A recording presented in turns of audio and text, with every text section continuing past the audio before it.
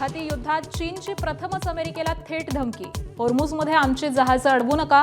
इराणसोबत आमचा व्यापार आणि ऊर्जा करार, चीनचा इशारा।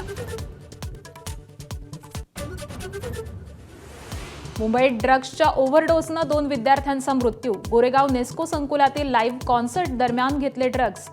मृतांमध्ये एका मुलीचा समावेश। पोलीस ठाण्यात सदोष मनुष्यवधाचा गुन्हा दाखल, तिघांना अटक।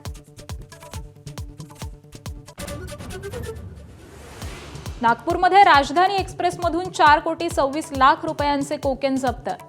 एका महिलेला अटक। औषधांच्या 50 कॅप्सूलमध्ये लपवून सुरू होती तस्करी। अमरावतीच्या परतवाड्यात अखेर मुलींचे अश्लील व्हिडिओ व्हायरल केल्याप्रकरणी मोहम्मद अयाजवर गुन्हा दाखल। आमदार प्रवीण तायडेंच्या तक्रारीनंतर गुन्हा।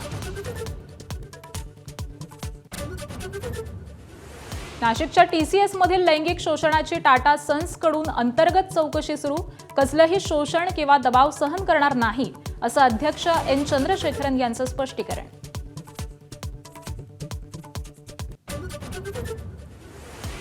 बंधू अशोक खरातला 4थ्या गुन्ह्याप्रकरणी पुन्हा न्यायालयात हजर करणार। महिलेला लग्नाचं आमिष दाखवून लैंगिक शोषण केल्याचा आरोप।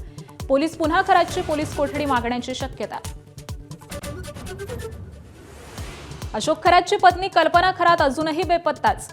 पोलिसांच्या कार्यक्षमतेवरती प्रश्नचिन्ह। कल्पना खरातच्या चौकशीतून मिळू शकते मोठी माहिती। त्र्यंबकेश्वर संस्थानचा विश्वस्त पुरुषोत्तम कडगला अटक। दर्शनाच्या काळाबाजार प्रकरणी पोलिसांची कारवाई। भाविकाकडून दर्शनासाठी 3000 रुपये उकळल्याचा पुतण्यावर आरोप।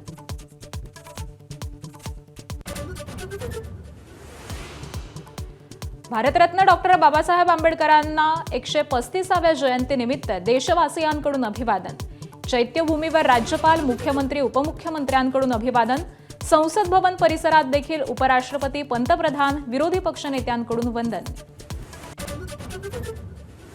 बिहारमध्ये उद्या नव्या मुख्यमंत्री आणि सरकारचा शपथविधी। भाजपा आणि जेडीयू मधल्या सत्ता वाटपाचा फॉर्म्युला निश्चित। भाजपचा मुख्यमंत्री आणि जेडीयूचे 2 उपमुख्यमंत्री असणार, सूत्रांची माहिती।